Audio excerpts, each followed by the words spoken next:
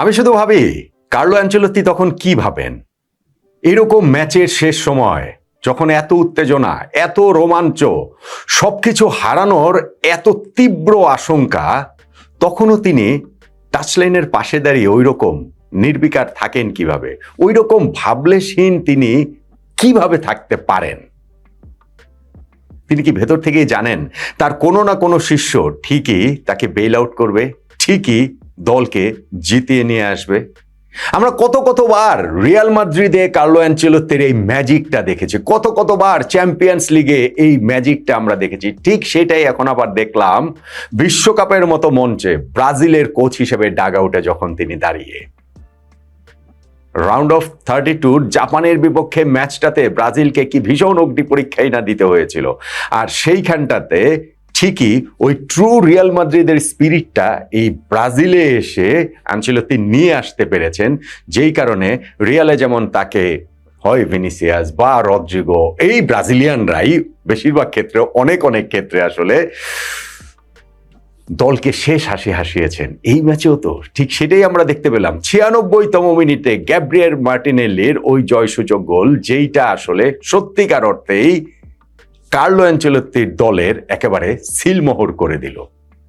একটা football team আসলে তার কোচের টিম, কোচ যেমন টিম তেমনই হয়। কার্লো অ্যানচেলত্তি একজন ইতালিয়ান, ব্রাজিলিয়ান ফুটবল ইতিহাসে সেই আরো 50-60 বছর পর একজন বিদেশি কোচ, সত্যিকার অর্থে লং টার্ম ধরলে প্রথম বিদেশি কোচ এই কার্লো অ্যানচেলত্তি, এবং ডেসপারেট হয়ে ব্রাজিল আনচেলত্তিকে নিয়োগ দিয়েছে।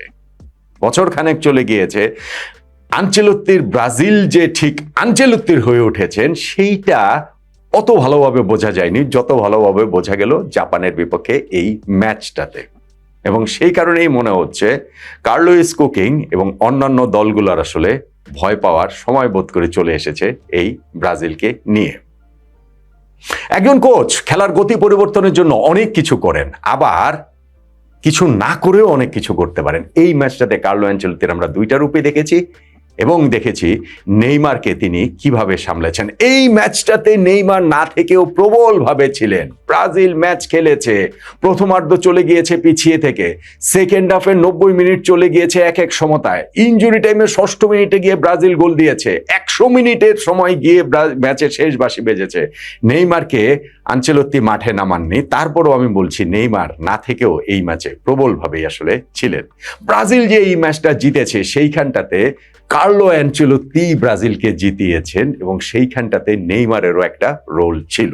কিভাবে সেটা আমি বলছিলাম যে আনচেলত্তি বা যে কোনো কোচের ক্ষেত্রে অনেক কিছু করেন এবং না করেও অনেক কিছু করেন। আনচেলত্তির ক্ষেত্রে আমরা দুটোই দেখেছি এই ম্যাচে। অন্তত পক্ষে 3-4টা ডিসিশন রয়েছে যেগুলো ব্রাজিলকে এই ম্যাচ জিততে সাহায্য করেছে। স্পেশালি সেকেন্ড হাফে যে ব্রাজিলের পারফরমেন্স, প্রথম অর্ধতে তারা 1-0 পিছিয়ে ছিল, সেকেন্ড হাফে তারা যেইভাবে স্প্রিন্টের গতিতে শুরু করলো, সেইটাতে আনচেলত্তিকে ক্রেডিট দিতেই হবে অনেকগুলো জায়গাতে।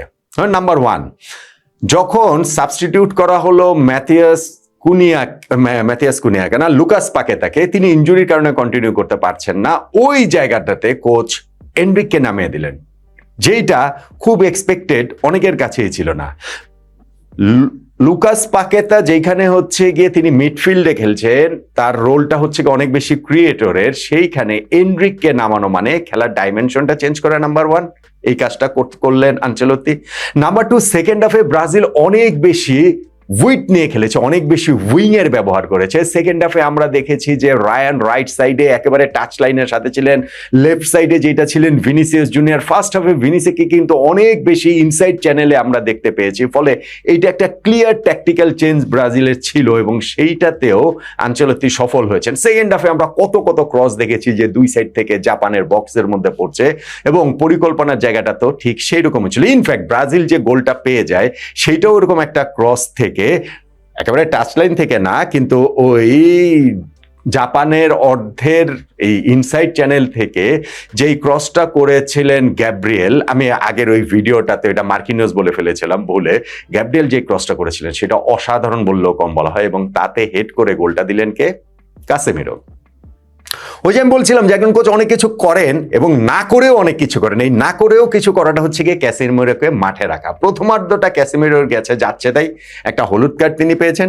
ব্রাজিল যেই গোলটা কনসিড করেছে সেইখানে জাপানের ওই প্লেয়ারকে তিনি রাখতে পারেননি, তার 34 বছরের পা তার ওই দৌড়ে গিয়ে তাকে ধরে রাখতে মতো অবস্থাতেই আসলে ছিল না। ফলে এইখানে যখন হলুদ কার্ডের একটা হয়ে গেছে, লাল কার্ডে ঝুঁকে আছে, ব্রাজিল পিছিয়ে আছে এবং জাপানের খেলা অনেক বেশি গতিশীল, সেইখানে কাসেমিরোকে তুলে নেওয়াটাই ছিল স্বাভাবিক। অথচ কাসেমিরোকে তিনি মাঠে রেখে দিলেন, যেটা বললাম যে কিছু না করেও অনেক কিছু করা। কাসেমিরো ওই গোল পাওয়ার আগেও কিন্তু আরেকটা গোল তিনি পেয়েই গিয়েছিলেন সেই হেডটা থেকে, এবং ওইটা অলৌকিকভাবে জাপান আসলে সেভ করে দেয়। কিন্তু এরপরে ওই গ্যাব্রিয়েলের ক্রসে তিনি একটা বুলেট গতির হেডে ফার পোস্টে দাঁড়িয়ে ব্রাজিলকে সমতায় ফেলেন। সো এইটাও আসলে কার্লো আনচেলত্তির কাসেমিরোকে কন্টিনিউ করাটা, রিয়াল মাদ্রিদের সেই কানেকশন, ওইখানটাতে কাসেমিরো তাকে অনেক কিছু জিতিয়েছেন, তার উপরে আস্থা আছে, বিশ্বাস আছে, ফলে ওইটাও এই জায়গাটাতে কার্লো আনচেলত্তির কাজে লেগেছে খুব খুব খুব ভালোভাবে বলেই তো আমার কাছে মনে হয়। দেখেন আরেকটা কথা আমি বলি, যখন ব্রাজিল ওই ট্যাকটিক্সে গিয়েছে যে দুই সাইড থেকে বক্সে অনেক বেশি ক্রস করবে, তখন এটা আসলে এক্সপেক্টেড ছিল যে মাঠে এইখানটাতে নামানো হওয়া, মানে ওই জায়গাটাতে চেঞ্জ যে ব্রাজিল যেখানটাতে করছে, ইগোর টিয়াগোকে সেখানে নামানোটা এক্সপেক্টেড ছিল। কেননা তিনি হচ্ছে গিয়ে প্রপার সেন্টার ফরওয়ার্ড, তিনি হচ্ছে গিয়ে এয়ারে খুব দক্ষ এবং সেই ক্রসগুলো মিট করতে পারবেন। কিন্তু কোচ ওই জায়গাটাতে কিন্তু ইগোর টিয়াগোকে নামাননি, বরং তিনি তার কৌশলে এগিয়ে গেছেন এবং সেইখানটাতে যে গোলটা যে করেছেন গ্যাব্রিয়েল মার্টিনেল্লি, সেই মার্টিনেল্লিকে কিন্তু তিনি এই জায়গাটাতে নট নেসেসারিলি সাবস্টিটিউশনে, তার কোনো পিকিং অর্ডার থাকে না যে এ আগে যাবে এ পরে যাবে, এটা দলের কৌশলের উপর নির্ভর করে। ফলে এই মার্টিনেল্লিকে নামিয়েছেন, আর্সেনালের হয়ে যেই সিজনটা তিনি কাটিয়েছেন, ইংলিশ লিগ জিতেছেন, সেই মার্টিনেল্লি কিন্তু কাজের কাজটা করে দিয়েছেন 96তম মিনিটের গোলটাতে। ফলে আনচেলত্তির এখানে অনেকগুলো জায়গায় কিন্তু রয়েছে যেই জায়গাগুলোতে আনচেলত্তির ভিক্টরি, আনচেলত্তির জয়। আর নেইমারের কথাটা আমি বলছিলাম তো ভাই, নেইমারের মতো একজন প্লেয়ারকে যখন আপনি জাতীয় দলে নিবেন, তখন ফার্স্ট 11-এ খেলানোর কোট আনকোট একটা বাধ্যবাধকতা তৈরি হয়। নেইমারের ক্ষেত্রে যেটা হয়েছে যে তার যেহেতু ইনজুরি ক্যারি করছিলেন তিনি আগের ম্যাচটাতে 15 মিনিট খেলেছেন, সো তাকে ফার্স্ট 11-এ খেলাতে হবে না, বা খেলার অবস্থাতেও তিনি নাই। কিন্তু যখন ব্রাজিলের ওই অবস্থা, তারা সেকেন্ড হাফটা শুরু করছে এক গোলে পিছিয়ে থেকে, ইনফ্যাক্ট ওই সেকেন্ড হাফের শুরু থেকেও তো নেইমারকে নামানোর একটা টেম্পটেশন থাকে। আনচেলত্তি কিন্তু সেই লোভের ফাঁদে পা দেননি, বরং তিনি তার এই কার্ডটাকে হোল্ড করেছেন এবং ফাইনালি গিয়ে যে তিনি নামালেনই না। আমি ব্রাজিলের ম্যাচ শেষেই কালকে যে ভিডিওটা করেছিলাম সেখানে আমি বলছিলাম যে হয়তো বা তার ব্যাক অফ দ্য মাইন্ড ওইটাই ছিল যে যদি এক্সট্রা টাইমে খেলা চলে যায় সেই ক্ষেত্রে নেইমারকে নামাবেন, কেননা নেইমার এখনো ঠিক আরো আগে যদি নামান তাহলে হয়তো বা আধা ঘন্টার নেইমার সর্বোচ্চ হয়তো বা এখন খেলার মতো অবস্থায় আছেন, 1 ঘন্টা খেলার মতো অবস্থাতে নেইমার নেই। এবং ম্যাচ শেষে আনচেলত্তি সেই কথাটাই বলেছেন যে ব্রাজিল যদি পিছিয়ে থাকতো তাহলে 60-65 মিনিটের দিকে নেইমারকে নামানোর প্ল্যান ছিল।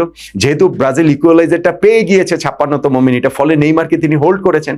আবার যেহেতু খেলাটা শেষ দিকে গিয়েও ব্রাজিল ওই 1-1-এই আছে, সেই কারণে তার পরিকল্পনাটা ছিল যে নেইমারকে তিনি নামাবেন হচ্ছে গিয়ে এক্সট্রা টাইমে, যদি 1-1 থেকেই খেলাটা ওই নির্ধারিত সময়টা শেষ হয়, এবং সেই কারণেই নেইমারকে নামাননি এবং সেই জায়গাটাতেও তিনি আসলে সফল হয়ে গেছেন। নেইমারের সাথে তিনি কথা বলছেন যে নেইমারের সঙ্গে এই পরিকল্পনার জায়গাটা ছিল। আই এম শিওর যে নেইমার ওইটাতে আসলে খুব মাইন্ড করবেন না।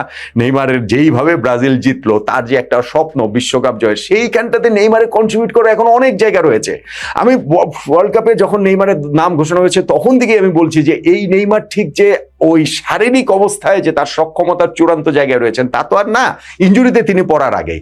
আর ইনজুরিতে পড়ার পর তো বটে, এই নেইমার হচ্ছে গিয়ে ইম্প্যাক্ট রাখতে পারবেন, সেইটা শেষ 15 মিনিট, সেইটা ধরেন এক্সট্রা টাইম, সেইটা ধরেন শেষ আধা ঘন্টা, ওই জন্যই নেইমারকে প্রস্তুত করা হচ্ছে। এবং আমি শিওর যে নেইমার এই ওয়ার্ল্ড কাপেও ব্রাজিলের খুবই খুবই সিগনিফিকেন্ট রোল রাখার সুযোগ তার সামনে এখনো রয়েছে। তার ওই মানের একজন প্লেয়ার কিংবা ব্রাজিলের ইতিহাসের এরকম একজন কিংবদন্তি, সর্বকালের সর্বোচ্চ গোলদাতা, তাকে কেন মাঠে নামানো হয়নি, সেইটা যেভাবে ব্রাজিল শেষ পর্যন্ত ম্যাচটা জিতে গেল, তাতে করে নেইমার নিশ্চিতভাবেই মাইন্ড করবেন না। কেননা এখানে মাস্টার মাইন্ড কার্লো আনচেলত্তির মাস্টার স্ট্রোকের ট্যাকটিক্যাল জিনিয়াস যে তিনি, সেইটারই জয় হয়েছে।